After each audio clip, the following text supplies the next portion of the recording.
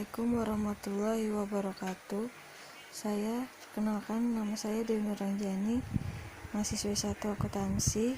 Kali ini saya akan membahas tentang uji normalitas dengan dosen pengampu Bapak Taufik Akbar, SE, MSI, AK, CA.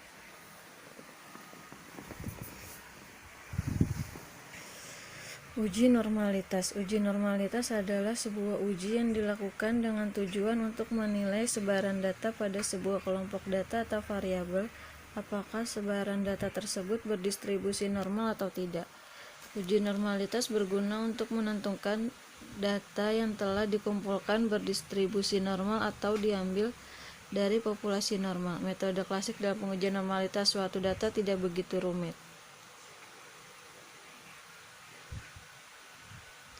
Ada 3 pilihan yang dapat dilakukan jika diketahui bahwa data tidak normal, yaitu 1. Jika jumlah sampel besar, maka dapat menghilangkan nilai outliner dari data. 2. Melakukan transformasi data. 3. Menggunakan alat analisis non-parametrik. Macam-macam uji normalitas. A. Uji normalitas dengan Lilliefors test. Kelebihan Lilliefors test adalah penggunaan atau perhitungannya yang sederhana, serta cukup kuat powerful, sekalipun dengan ukuran sampel kecil, menurut Harun Al-Rashid tahun 2005. Proses pengujian Lilliefors test dapat mengikuti langkah-langkah berikut. 1. Susunlah data dari yang besar ke yang kecil. Setiap data ditulis sekali, meskipun ada beberapa data. Periksa data beberapa kali munculnya bilangan-bilangan itu atau frekuensi harus ditulis. 3. Dari frekuensi, susun frekuensi kumulatifnya. 4. Berdasarkan frekuensi kumulatif, hitung preobservasi. 5. Hitung nilai Z untuk mengetahui theoretical proportion F. 6. Menghitung theoretical proportion. 7. Bandingkan empirical proportion dengan teorik. Kemudian carilah selisih terbesar di dalam titik observ kedua proporsi tadi. B. Uji normalitas dengan chi-square. Salah satu fungsi dari chi-square adalah uji kecocokan atau goodness of fit. Dalam uji kecocokan akan dibandingkan antara frekuensi hasil observasi dengan frekuensi harapan atau teoritis. Uji kecocokan bisa digunakan untuk mengetahui normal atau tidaknya suatu distribusi data dengan langkah-langkah pengujian sebagai berikut. 1. Membuat tabel distribusi frekuensi yang dibutuhkan. 2. Menentukan rata-rata dan standar deviasi. 3. Menentukan batas kelas, yaitu angka skor kiri kelas interval pertama dikurangi 0,5 dan angka skor kanan interval ditambah 0,5. 4. Mencari nilai z-score untuk batas kelas interval. 5. Mencari luas 0 sampai Z dari tabel kurva normal dari 0 sampai Z dengan menggunakan angka-angka batas kelas. 6. Mencari luas tiap kelas interval dengan mengurangkan angka-angka 0 sampai Z. 7. Mencari frekuensi harapan E dengan cara mengalihkan luas tiap interval dengan jumlah responden. 8. Menentukan nilai chi kuadrat. 9. Membandingkan nilai uji X kuadrat dengan X kuadrat table dengan kriteria perhitungan. C. Uji normalitas dengan Kolmogorov-Smirnov. Metode Kolmogorov-Smirnov tidak jauh berbeda dengan metode Lilliefors. Langkah-langkah penyelesaian dan penggunaan rumus sama, namun pada signifikansi yang berbeda. Signifikansi metode Kolmogorov-Smirnov menggunakan tabel pembanding Kolmogorov-Smirnov. Pernyataan metode Kolmogorov-Smirnov adalah sebagai berikut. A. Dapat berskala interval atau rasio kuantitatif. B. Data tunggal atau belum dikelompokkan pada tabel distribusi. C. Dapat untuk N besar maupun N kecil.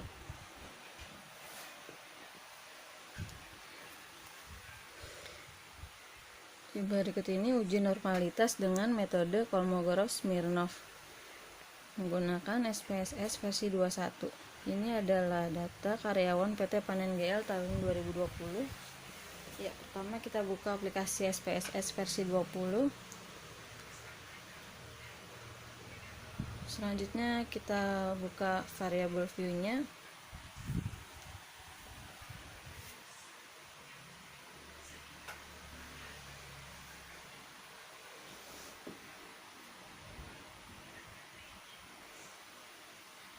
Untuk variable view-nya, name itu diisi dengan nama dan berat.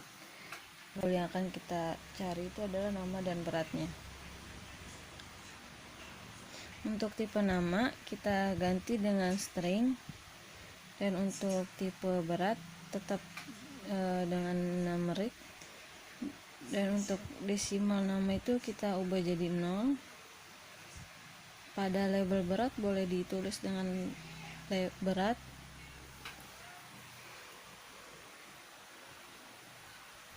Untuk measure beratnya kita ganti dengan scale.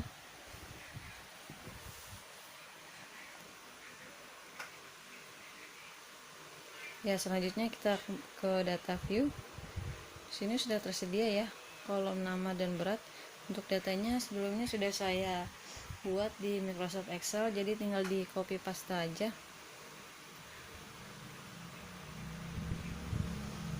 Ya, sementara data di copy paste,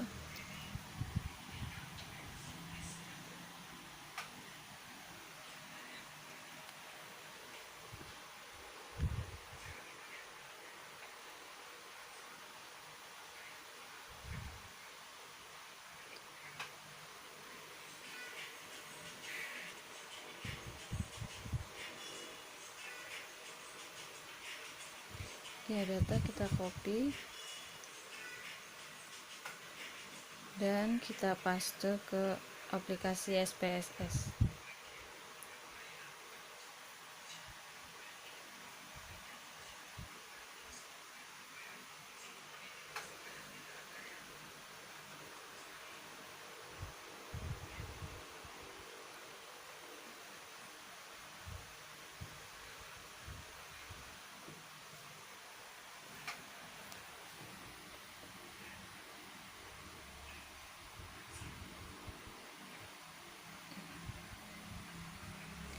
Iya, data sudah muncul ya. Selanjutnya kita melakukan analyze non-parametric test. Kita pilih legacy dialog dan kita pilih yang one sample KS. Untuk variabelnya kita masukin berat. Selanjutnya oke. Ya, di sini data sedang diproses.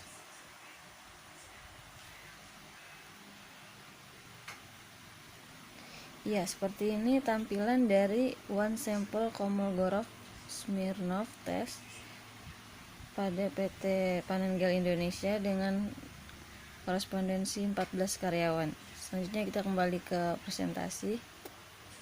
Sini saya akan memberikan kesimpulan dari hasil uji normalitas tersebut.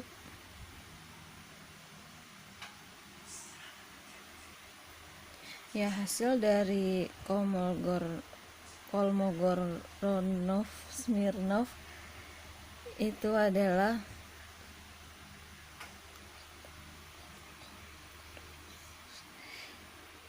berdasarkan tabel di samping dapat diketahui bahwa nilai signifikansi aship.sig_total sebesar 0,993 lebih besar dari 0,05.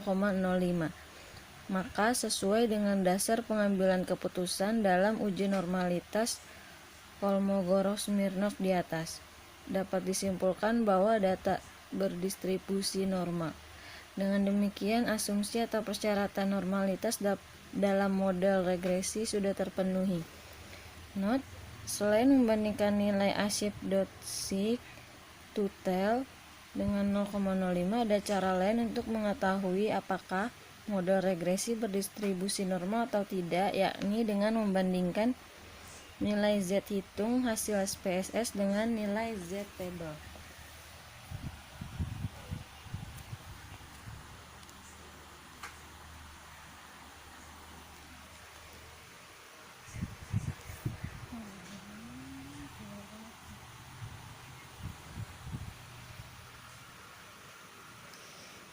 Iya, sekian presentasi dari saya, kurang lebihnya mohon maaf.